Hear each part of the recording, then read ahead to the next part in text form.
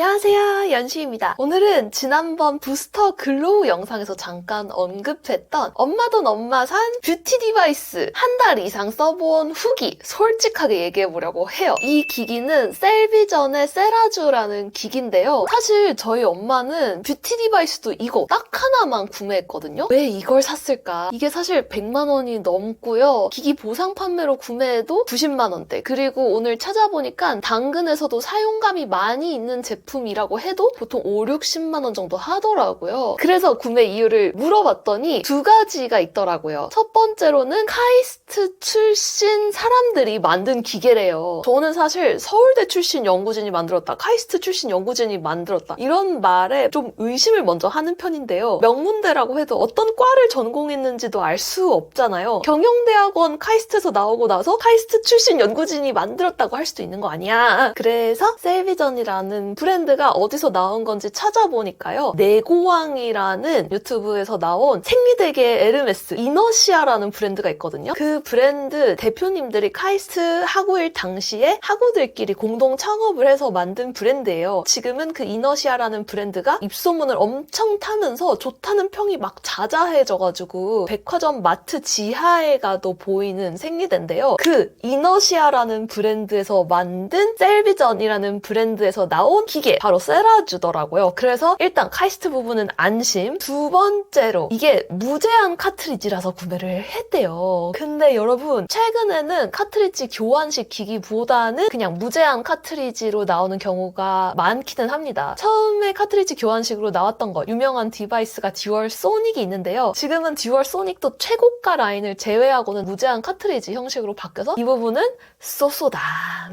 세라쥬에는 어떤 기능이 있냐? 크게는 4개가 있는 복합기기예요. 하이프라고 불리는 집속 초음파, 고주파, EMS, EP 이렇게 4가지가 있는데 이해하기 쉽게 많은 분들이 친숙하신 메디큐브라는 브랜드의 기기들로 비유를 해보자면요. 하이프, 집속 초음파는 메디큐브에서 하이퍼 포커스샷 플러스라는 기기가 나와 있고요. 탄력에 도움이 되는 기기예요. 같은 원리로 만든 피부과에 대표적으로 유명한 게 울세라. 두 번째, 고주파. 제일 유명한 게 써마즈죠. 이 두 가지가 피부과 시술 중에서 제일 유명한 두 가지인데요. 메디큐브에서는 울트라 튠이 나왔다가 지금은 안 나오고 있는데 유명한 홈케어 디바이스로는 보템 큐브라는 게 있고 고주파도 가격대가 되게 높고요. 세 번째로 EMS. 요거는 좀 괜찮아요. EMS랑 EP 요 두 가지는 메디큐브 부스터 프로에서도 전부 사용할 수 있는 기능이에요. EMS 같은 경우에는 저주파로 근육을 마사지를 해줘가지고 근육이 좀 올라붙게 하는 기능, 근육이 풀린다 하는 느낌을 주는 그런 기능이고요. EP는 전기로 이렇게 자극을 해가지고 스킨케어가 더 잘 흡수되게 해주는 기능인데 솔직히 말해서 뒤에 2개, EP랑 EMS는 이미 부스터 프로에도 들어있는 기능이고 실제로 썼을 때도 딱히 더 낫지는 않았고 그냥 플러스 알파다 정도로 생각해주시면 되겠고요. 모든 기기가 다 그렇지만은 기기를 딱 켰을 때 맨 처음에 나오는 모드가 가장 그 기기의 핵심인 모드거든요. 그게 바로 하이프를 사용하는 페이스업 그리고 아이업 모드입니다. 집속 초음파, 고주파 모두 사실은 찬반양론이 되게 많아요. 홈케어로 해도 된다, 안 된다는 말이 되게 많이 나오는데 사실은 피부과에서도 고주파나 집속 초음파 수술 받아보신 분들은 아시겠지만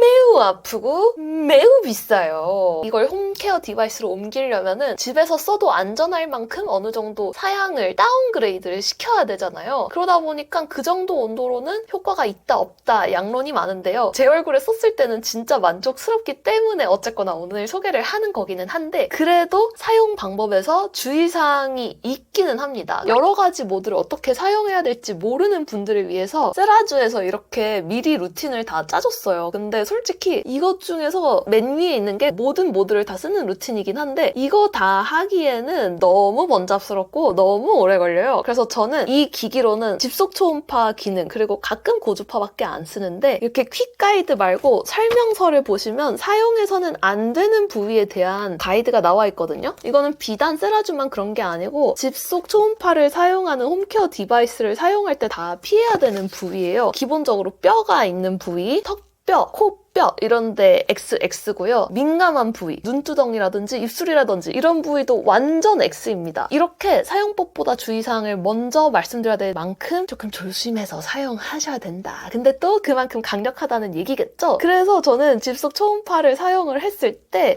이거 잘못하다가 땅콩형 얼굴 되겠는데? 라고 생각이 들 만큼 효과가 있었는데요. 지방을 태워서 얼굴이 올라붙는다기보다는 겉에 좀 늘어져 있던 거를 붙여버리는 듯한 느낌을 받았어요. 땅콩형 안 되려면 주의하셔야 되는 게 여기 광대뼈랑 턱뼈 사이에는 살밖에 없기 때문에 여기를 너무 많이 조져버리면은 가운데가 파이는 듯한 느낌을 보실 수가 있거든요. 저도 솔직히 이 기기 쓴 다음날에 찍은 영상 중에서 여기가 너무 파여 보여서 신경 쓰였던 적이 있는데 거기보다는 여기 불독살이라고 하죠. 얼굴을 이렇게 돌리다 보면 이렇게 팔자랑 불독살이 만나는 부위가 있어요. 여기를 집중적으로 공략을 해주시면 됩니다. 페이스업 24샷 그리고 아이업 24샷을 쓰는 게 메인인데요. 왼쪽, 오른쪽으로 나누면 12샷씩 쓰면 되겠죠? 샷은 앞에 있는 버튼으로 조사를 하면 되는데 기기를 처음엔 어떻게 잡아야 될지 잘못 눌러서 괜히 모드 바뀌고 레벨 바뀌고 그랬거든요. 그러다가 찾은 방법은 엄지로 샷을 눌러주고 검지를 두 버튼 위로 딱 받쳐서 잡으면 제일 편하게 사용할 수 있었다.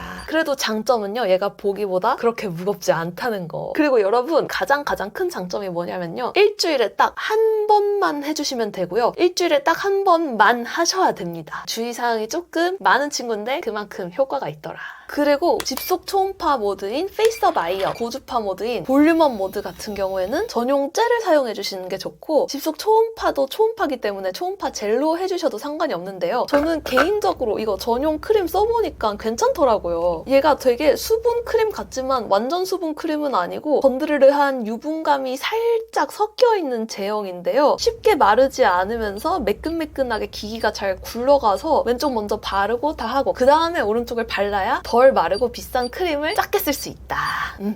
그리고 사실은 이 기기 저한테 넘어오게 된 계기가 다 있는데요. 이 기기를 처음 구매하고 나서 핵심 모드인 페이스업 아이업을 쓰는데 글쎄 2번이나 고장이 났대요. 다행히 그게 무상 AS 기간 아니기도 했지만 고장이 날 때마다 그냥 바로바로 새 기계를 보내줬다고 해요. 그래서 이게 무려 3번째로 받아온 새 기기다. 다행인 거는 3번째 기기는 아직 고장이 없기도 하고요. 뷰티 디바이스가 대기업에서만 만드는 게 아니다 보니까는 AS에 대한 걱정이 되게 크잖아요. 내가 기기를 구매한 업체가 없어질 수도 있고 삼성전자나 LG전자처럼 가전 AS를 맡겼을 때보다는 훨씬 불편한 경험을 하실 수도 있는데 제가 개인적으로 경험한 바에 따르면 사실 저는 아니고 엄마지만 2번이나 그냥 바로 아무따 새 기기로 바꿔줬기 때문에 오히려 AS가 괜찮다는 거를 확인하는 계기가 되었다.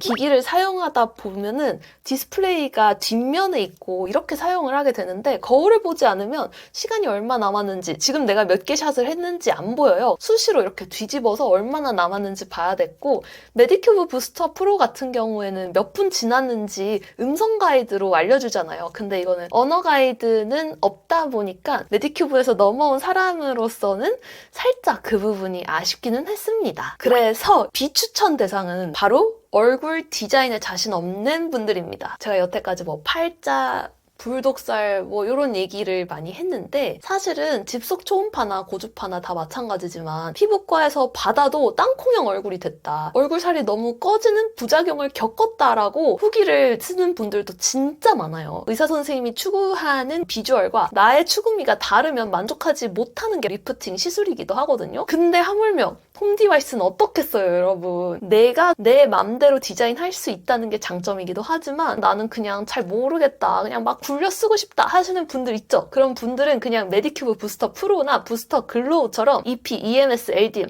이런 기기로 사시는 거를 더 추천합니다. 그리고 2번째, 아직 내가 20대 초반이다, 중반이다. 리프팅 시술 같은 경우에는 젖살이 전부 다 빠지고 나서 해도 늦지 않고 오히려 너무 어린 나이에 리프팅 많이 하면은 나중에 진짜 얼굴살 없어 보여서 후회할 수도 있어요. 그렇기 때문에 하이프라든지 고주파 시술은 아직은 아니다. 그냥 오늘 들은 내용은 배경 지식으로 깔고 5년 뒤에 봅시다. 그렇다면 추천 대상은 어떤 사람이 있을까요? 첫 번째로 내가 원하는 얼굴에 추구미가 있다. 얼굴에서 여기가 없어졌으면 하는 게 딱 정해져 있다 하시는 분들은 쓰시면 진짜 만족하실 거예요. 왜냐하면 병원에 가도 내가 딱 원하는 부위를 집중해서 쓰는 느낌을 못 받을 수도 있어요. 집에서 하면은 내가 원할 때 원하는 부위를 원하는 만큼 조사할 수 있다 보니까는 내가 원하는 게 정확히 있는 분들한테 너무 좋을 것 같고요. 두 번째로 일주일에 한 번만 써도 리프팅 효과가 있는 기기 찾으시는 분들한테도 추천합니다. 저는 그냥 매주 월요일 한다라고 생각을 하고 있는데 저도 사실 뷰티 디바이스가 여러 개 있잖아요. 그리고 그걸 떠나서도 쇼츠에서 본 5분 만에 땡땡하기만 해도 12개 쌓이면 1시간 걸리잖아요. 그런 것처럼 루틴이 너무 많아지면 좀 힘든데 얘는 일주일에 한 번만 해도 돼서 그 점이 진짜 좋았고요. 세 번째로 아픈 건 싫은데 리프팅 효과를 원하는 분들한테도 추천합니다. 사실은 제가 이 영상을 찍기 전에 궁금해서 메디큐브 성수 팝업 스토어에 가서